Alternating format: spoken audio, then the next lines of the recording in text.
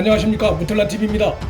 조국 아들에게 허위 인턴 증명서를 발급해준 혐의로 업무 방해죄로 기소돼 재판을 받고 있는 최강욱 전 청와대 민정비서관이 이번엔 시민단체에 의해 뇌물죄로도 고발돼 점점 사면 초과로 몰리고 있습니다.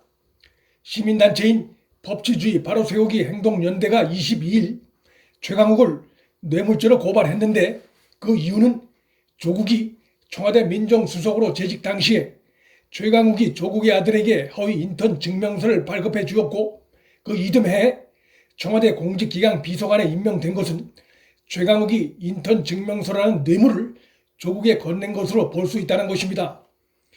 최강욱의 업무 방해 혐의를 적시한 지난 1월에 공개된 바 있는 검찰의 공소장에 의하면 최강욱이 정경심으로부터 아들의 인턴 증명서를 만들어달라는 청탁을 받은 것은 2017년 10월경이었습니다.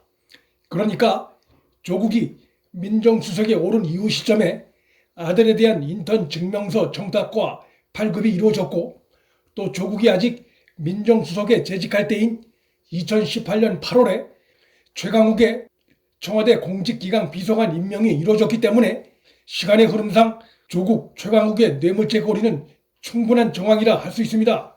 공직기강 비서관은 민정수석실 산하의 비서관 중에 한 명으로 조국의 영향력이 직접적으로 미치는 자리이기 때문에 뇌물 공유로 볼 의심은 더욱 커집니다. 최강욱이 현재 받고 있는 재판은 업무 방해죄에 관한 것인데, 죄가 인정되면 형량은 5년 이하의 징역 또는 1,500만 원 이하의 벌금에 처할 수 있습니다. 이번에 추가로 고발된 뇌물 공여죄 형량은 5년 이하의 징역 또는 2천만 원 이하의 벌금에 처하게 돼 있어 업무 방해죄보다 형량이 다소 무겁습니다. 이미 공개된 검찰의 최강욱 공소장에 의하면 최강욱이 정경심으로부터 그의 아들 인턴 증명서 발급을 요청받은 시점이 2017년 10월경인데, 최강욱이 작성해준 인턴 증명서엔 조국 아들이 그로부터 훨씬 전인 2017년 1월 10일부터 같은 해 10월 11일까지 최강욱이 속해 있던 로펌에서 인턴 활동을 했다고 적혀 있어 인턴 증명서를 부탁하기 훨씬 전부터 조국 아들이 로펌에서 인턴 활동을 한 것처럼 허위로 내용을 꾸민 혐의가 드러납니다.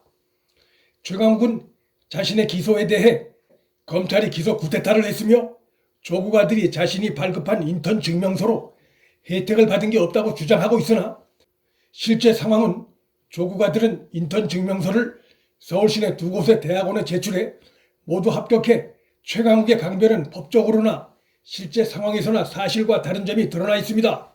서울중앙지검은 최강욱에 대한 뇌물죄 고발 사건에 대해 고발장을 접수 후 사건 배당을 검토할 예정으로 있습니다.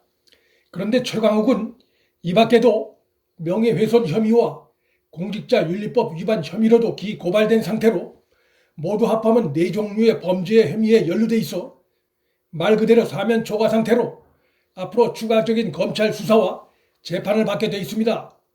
지난 19일엔 명예훼손 혐의로 시민단체에 의해 고발당했는데, 이것은 최강욱이 얼마 전에 자신의 페이스북에 올린 글을 통해서 신라전 사건에서 이름이 거론되는 유시민 관련한 채널A 기자와 제보자 지씨가 나눈 대화의 요지라며 윤석열 검찰과 언론과의 검은 유착의 증거인 양 주장을 해 파장을 일으켰는데, 최강욱이 페이스북에 올린 이 대화 요지가 사실상 허위로 드러나게 되자 시민단체가 최강욱을 채널A 기자 명예훼손 혐의로 고발한 것입니다.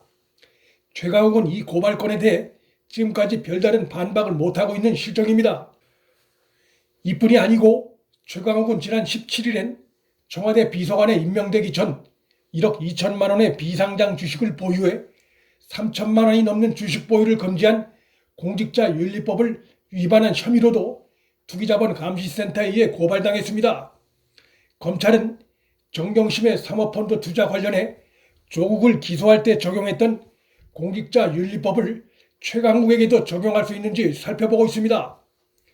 민변 소속의 권경의 변호사는 최근 공직기강을 관리하는 최강욱이 주식 규정을 몰랐던 것이냐라며 강한 의혹을 제기한 바 있습니다. 최강욱은 자신의 공직자윤리법 위반 혐의에 대해서도 지금껏 설득력 있는 답변을 못 내놓고 있습니다.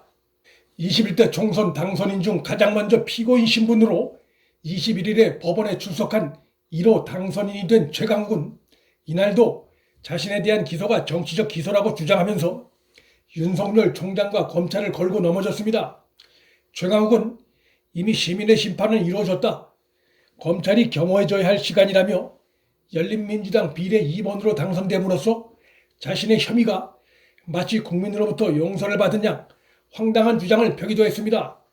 현직 변호인이기도 한 그의 발언을 통해 드러나는 최강욱의 정신 상태에서 자신의 행위는 다 정당하다는 착각과 유죄를 무죄로 바꾸기 위해 무슨 주장을 다 해도 된다는 비뚤어진 법논리가 강하게 느껴집니다. 이런 자가 청와대 공직기강 비서관으로 무려 1년 반가량이나 재직을 하고 있었으니 현 정권의 공직기강 관리가 어떠했으리라는 것은 충분히 짐작이 됩니다. 문틀란TV 여기서 마칩니다. 구독과 좋아요, 방송 공유는 방송 제작에 큰 힘이 됩니다. 시청해주셔서 감사합니다.